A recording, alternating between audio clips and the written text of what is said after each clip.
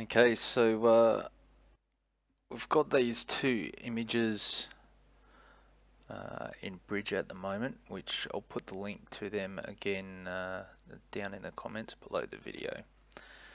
So the reason I've chosen these two images is I would like the one on the left. It was a little bit longer exposure, and you can see the water's smoothed out a fair bit.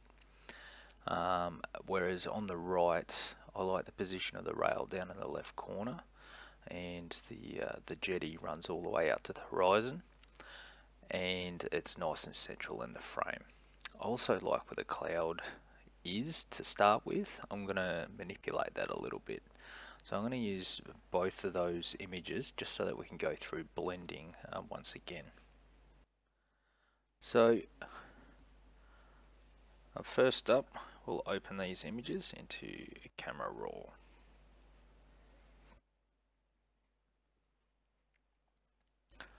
Now, with both those images selected, we'll put in the profile correction.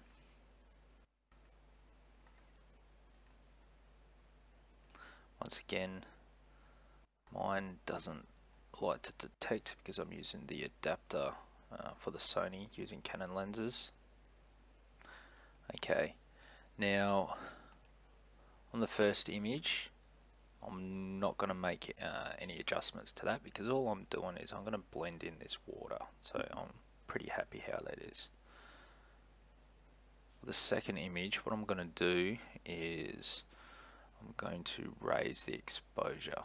I'm going to bring in a little bit more of the highlights into the histogram and move the bulk of the information, which is down in the shadows, and start to move that up towards the mid-tones. So we've got a decent bit of information in there. I think there's just a little bit of clipping there, but that's not a big issue. Other than that, I'm not really going to worry about making any other adjustments within Camera RAW. That's all I really need to do in this instance. So I'm making sure I've selected both the images. I'm now going to open them.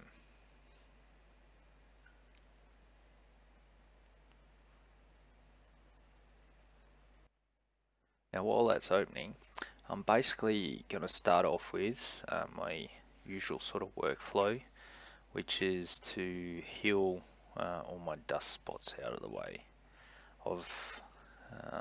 These ones are actually got quite a bit in them if we zoom in. So we hit the heal tool and then we make our way around the image. You can see these spots here. Healing those spots all through the image. Sometimes they're not quite as obvious. Another one there. But what you can do to make them more obvious is you can actually bump the contrast right up, and any dust spots that you might have will stand out a bit more. That's not as many as I thought. But yeah, that seems okay to start with. Oh, no, another one up there. Remember, moving the image around, you press space, you'll see the hand appear, and then you can click and drag.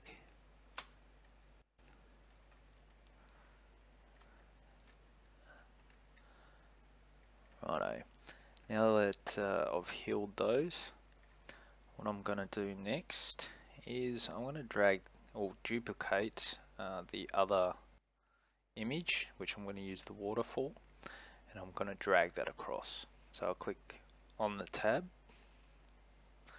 right click on the layer, duplicate layer. I'm just going to call that water so I know what it is. Now that I've got that, I come up to the move tool,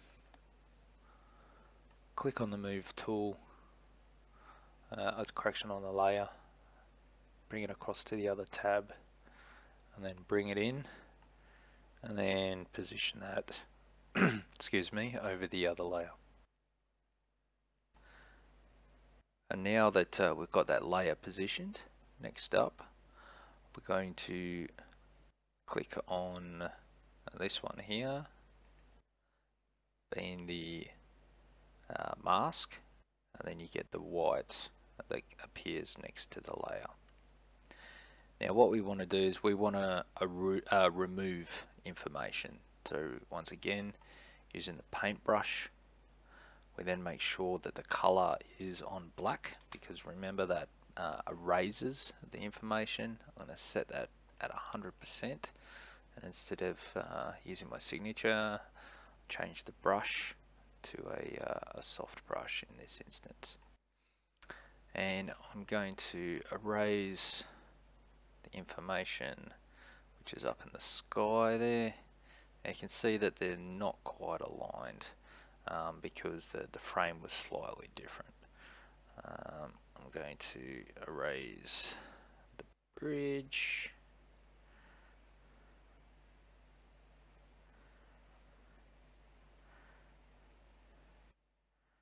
Okay, and then what I want left is basically the smoothness in the water. So I'll zoom in, and then I'm going to have to put some of that information back in, and we'll have to see where that bridge winds up, because it'll get to a point where the bridge will start to appear. You can see there, not too bad. We've got that smoothness in the water. I might have to play around with up next to the sky though, a touch. Same on the other side, get that information back in. We'll probably have to play around with that horizon just a bit, otherwise it's going to look odd.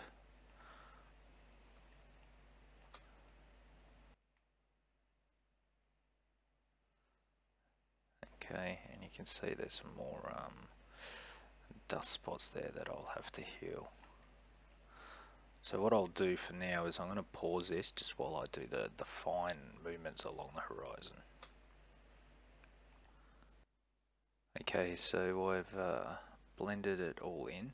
Now I know there's just a little bits that you'll probably see here that look a bit odd, but what I'm going to do is I'm going to do an exposure layer that you'll see up here, and I'm just going to drop the exposure until the two exposures look very close to each other.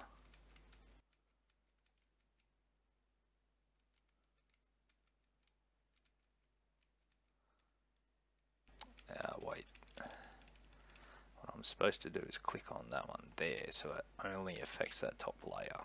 That was a step I missed there. Okay, and now we can see that those layers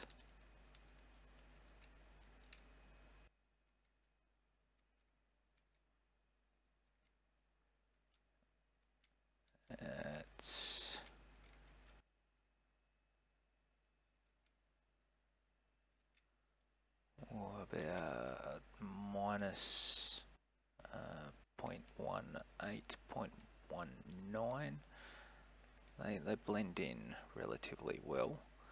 And then what I'm going to do next is I'm going to do what they call stamp the layers.